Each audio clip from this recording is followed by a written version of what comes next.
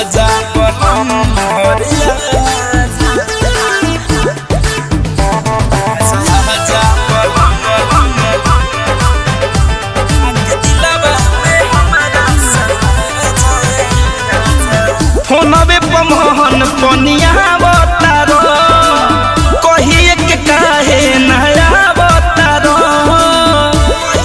ए राजा जी सुनतनी हाँ फोनवे पर मोहन पनिया बतारो कहिए के काहे नया बतारो अब भइल बा मन राजा ताजा हो आजा आजा बलम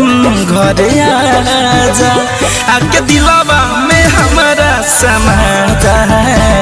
आजा आजा बलम घरे आजा आके दिलवा में हमारा समा जाए राजा आजा आजा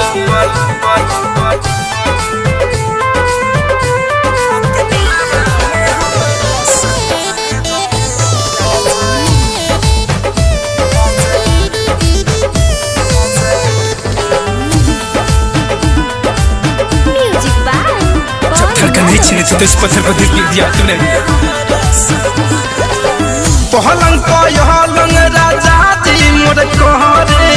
रहल चाहतानी खाली बहरे ए राजा जी हाँ पहलंग पहलंग राजा जी मोर कहरे रहल चाहतानी खाली बहरे काहे देत बानी हमरा के सहाजा हुआ जाया आजा बलम घरे आजा आके दिलवा में हमारा समा जाए आजा आजा बलम घरे आजा आके दिलवा में हमारा समा जाए राजा आजा बलम घरे